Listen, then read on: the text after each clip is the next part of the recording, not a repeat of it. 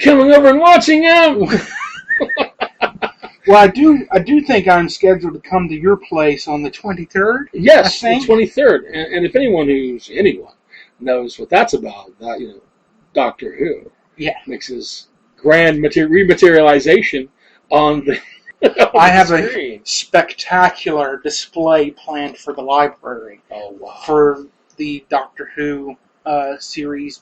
Okay, with the Doctor Who event coming out, I'm going to give you guys a heads up. I did find out that on the 25th, okay, that's 2 days before the release on BBC America, they're going to be showing it on Fandango at certain theaters with a special 2 to 3 minute prequel event before.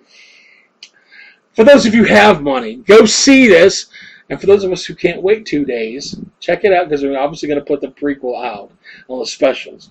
I would love to be able to see it in big screen. I mean, I missed the Day of the Doctor. Oh, in 3D, when they did it, and I wanted to kick myself in the butt for that. But no, but it's definitely, if you get a chance to go see it at certain times, certain theaters, Fathom Events is going to carry it. So you check your Fandango ratings, see, but that's the 23rd. For the rest of us, we're going to watch it Saturday, 8 o'clock, Eastern Standard Time on the 25th. I'm sorry, 23rd. Is it 23rd? 23rd is on the Saturday. Yeah, 23rd is the Saturday. The Wednesday before is going to be the episode on the big screen. So the 20th. 20th, I'm sorry. 20th is the Wednesday. Is the Fathom Events, which is that Wednesday. But the rest of us will be watching it. So. The old-fashioned way. Which is fine. It's fun. It's fine because as long as it's here. That's right. It's here. Definitely. Peter Capaldi. Welcome aboard the TARDIS. I mean, I've seen the newest trailer, and I'm glad to have an old Doctor back. Yeah. I really am. That's how it started. I really think that we need to get rid of some of these fangirls and boys who want nothing but good-looking doctors. Yeah. And I'm fine with. Because I love David Tennant. He's my doctor. Yeah. And I enjoyed Matt Smith. Matt Smith. But you know what? My favorite old series doctor was Will Hartnell. Yeah, William Hartnell. I loved watching William Hartnell. Curmudgeon. Yeah, the curmudgeon. So crumpy and cranky. Crotchety old man. It was, I think that's what they're going back to with this life cycle again. I hope so. So I think we're going to enjoy that with Peter Capaldi, who happens to be running a stint as Cardinal Richelieu on Musketeers, which is also being showing right now on BBC America. So you get a little more exposure there with Peter Capaldi. I did not know that. Yes, sir. Okay, that catches us up kind of with film, book, and television at the moment, and movies. As far as comics and everything, we're going to talk about a couple things locally. But I wanted to let everybody know that Dan the Man Flores, who is running the Artist King nonprofit out of Atlanta, is going to be holding the Black Book Conversations, again, at Binders the third Monday of every month, dealing with art as a career. And he's actually having guest people come in and speak to the free proposal listings and classes listed there. So you get a chance to see what's going on in August. That information is also listed on our new feature at the Hero Central Studio of our newsletter. We now have a new newsletter that you can get off of our website, www.herocentral.org, under the news section. You can also add your listing to our particular email list, and you'll get that downloaded to you. It's a link there. I've not seen the new site. Is that the Jade Scarab? That is the Jade Scarab. Yes, in all of his Egyptian glory.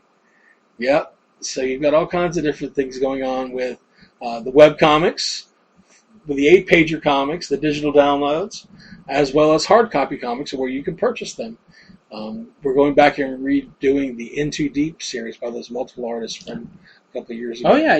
With the Airgraph Studios. Those guys, and then the independent artists from the different shows. They're working with Brianna Brown, and then we've got Brian and Adrian and Jermaine, and then you've got Don Chewy and Jayon Alfred, and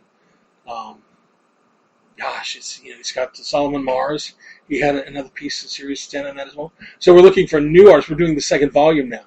So we're looking for new artists to be involved in this, and we're going to be going to print with this first year's production. Then you'll see custom service packages, things that we do for building comics for people as far as that. So definitely check out the website. But what I wanted to focus on this particular month, you'll actually be able to see, is the new 8-pager mini-comic Qi-Mon, number 4 and 5. Aidan Rogers, who is our little 7-year-old storyteller, has written the 2 latest issues, and that is actually going to be coming out in August. So you'll see the 8-pager comics Among Us, then Boson, then Teddy Bear Charmed. I think we've got like the first 3 Qi-Mon up there. 4 and 5 will go up there at the end of this. Those are each a quarter a piece. Or if you get them free, if you order any of our books, we will send you a free issue. Or if you'd like to buy 4 of them, and you'll get 6 of the books, total for $1. So those are great little mini ash cans and mini comics from local artists and writers. They're fun to play around with. So definitely take advantage of that. I see that you have web comics here, and as you can see, one of the web comics has already been highlighted from where I've clicked it before. Oh yes, why that's the Call Me Gregor webcomic. What is that? That sounds fantastic. Well, if you think about it, having any of those gone through with Call Me Gregor, it is more like a mystical, magical, Victorian X-Files-esque type story series. Set in the end of the 1800s, beginning of the 1900s. Our characters, Gregor and Winifred, must go through the murders at Whitechapel and help Inspector Lestrade in Scotland Yard to determine who is actually behind these deaths. We all think that Jack the Ripper was behind them. Ripper was perhaps a cover-up that they used for the name by the media as to who was really behind it. We'll just say they let a toothy grin, shall we say. And so the hunters move in different perspectives. And you'll get different sartorial effects and different magical effects, and because of there being paranormal and backdrops. There are a lot of scenes with backgrounds and with fairies and avatars and extra normal affairs. I mean, it's just all kinds of crazy things, and a few effects here and there. I actually love, 1, your backgrounds, because you're always so detailed with your backgrounds. And 2, the magical effects that you're adding into the newer pages. Yeah. I mean, like that one right there. What is that? They're trying not to disturb the spider webs in the hermetic staircase. And so Winifred Queen, basically, it's like, no, we're not going to disturb life. All that's life. So hold on, let me cast a spell. Savannah Aquamatolo, which actually means pulling strands of the forest in Latin. And suddenly there's a big whir, and the webs move to the side of the character, and then you get to see them looking down the stairwell, and so he casts Incantus Illuminus, basically give little balls of light to go down into this dark area. It's like, hold it, Spiffy, let's see what's down there. But no, man, the little orbs, the details that you add right here for the light, I think that's really cool. Well, I try to play around with different effects, on the webcomic, and it gives me a little more to add to the. It's not so much a grainy effect, but it just gives something else to the feature, a 3-dimensional effect. And you'll find me play around with different elements. Sometimes, like that one there with the glow, the orb, and the stairs coming apart. You see those glowing orbs suddenly went from little ripples to large balls of light floating down. And now everything is not dark in the basement. It's all lit up. Mm-hmm. And so that's where you can truly see that's a huge amount of activity looking down at a site, just going down a stairwell that's leading, to nowhere. Yeah, but that's what I was talking about with your backgrounds. You put so much. I mean, you've got the 2 bookcases here, and a chair and an ottoman on this little stair cove here, and it just keeps going down. And then you've got a griffin. It's like a griffin statue. Yeah, a gargoyle of sorts. Yeah. I mean, just so much, and then the little spider. It's hanging down the top, and then you've got Tesla coils over here on the bottom corner, and then there's a magical circle in the middle with the mirrors. I mean, you just got details at the wazoo. Okay, your listeners can't really see that. So. Okay, so you need to go check out Me Gregor. It's updated every Tuesday. In fact, we've got August editions coming out, starting next Tuesday with the new first 4 releases. You're going to love them. I'm sure I will. Yes, you'll love them, because we get to see who is spying on our heroes and traveling behind them. They go into the morgue at Scotland Yard this time. We're finally up to the bodies. And I say up to, it's only taken 5 years of production for, 2.5 hours of gameplay? Yeah.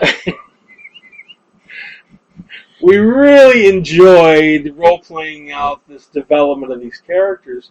It's just taking a long time because, like Jerome said, it is very detailed, and that's my fault, people. I want you to experience a whole new development, and I think this is the best way to do it, because I really get a chance to go back and review my material. I get to review things with the players who helped me develop it. This was created by Jerome Montgomery. He is Gregor. Let's just not kid ourselves. He's Gregor. He did a great job playing that character. Thank you, sir. He did. So you inspired an epic era of webcomics from me, right down to the Hermetics hiding in the mirrors.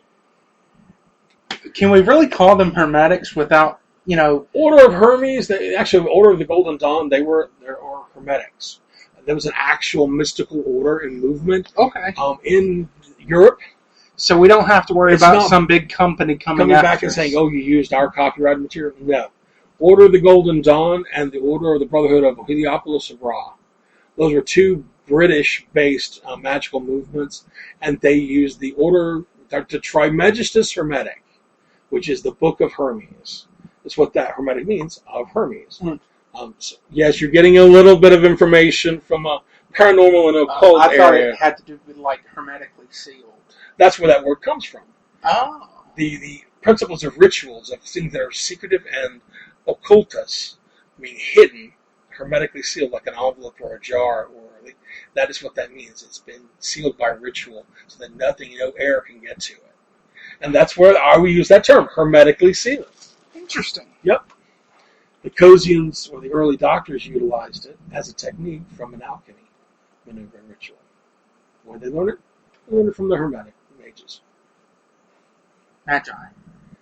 Magi, mages, however you want to use it. Wizards, sorcerers, witches, necromancers,